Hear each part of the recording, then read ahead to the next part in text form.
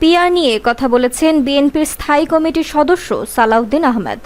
পিআরের মধ্য দিয়ে মার্কাকে যদি ভোট দেওয়া হলো, সেই দল কাকে এমপি নির্বাচিত করবে জনগণ জানবে না। জানবে সেই দলের সুপ্রিম লিডার, প্রেসিডেন্ট, সেক্রেটারি অথবা মজলিসে শুরা। তারা কাকে এমপি নির্বাচিত করবেন জনগণ জানবে না। তাহলে স্বৈরতন্ত্রটা কে প্রতিষ্ঠিত করলো? পার্টির নেতা। এখানে একজন বক্তা বলেই গিয়েছেন,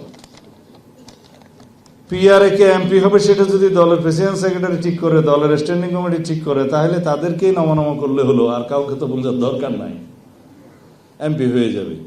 জনগণ কোথায় এখানে? আমরা সরাসরি নির্বাচনের জন্য সেই 1970 থেকে যুদ্ধ করছি, যে এক ব্যক্তি এক ভোট, পার হেড এক ভোট, যার মাধ্যমে বাংলাদেশ সৃষ্টি হলো।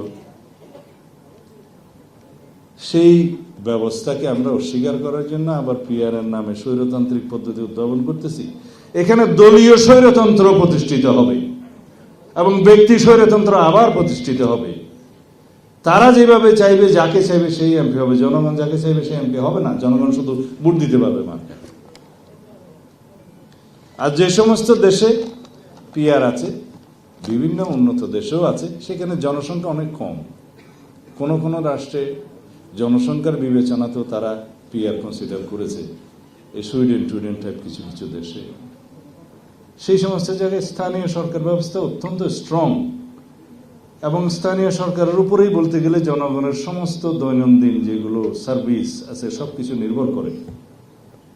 সেখানে এমপিদের কাছে কখনোই অন্য কোনো বিষয়ে যাইতে হয় না, শুধু পার্লামেন্টে আইন প্রণয়ন করা ছাড়া। আমাদের দেশের স্থানীয় সরকার ব্যবস্থা সম্পর্কে আপনারা সবাই অবহিত, যে চেয়ারম্যান, উপজেলা চেয়ারম্যান, ইউনিয়ন চেয়ারম্যান, পৌরসভা চেয়ারম্যান বা মেয়র, এখানে স্থানীয় সরকার ব্যবস্থা আমরা এখনো এত স্ট্রং করে গড়ে তুলতে পারিনি। কবে পারবো তাও জানি না।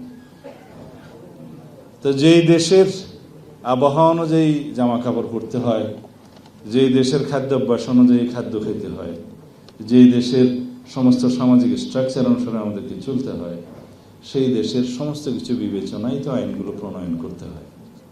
যারা বাংলাদেশের সাস্টেইনেবিলিটি চায় না, সবসময় অস্থিরতা চায় পিআর এর মাধ্যমে, তাদের বক্তব্যই কিন্তু এস্টাবলিশ হবে।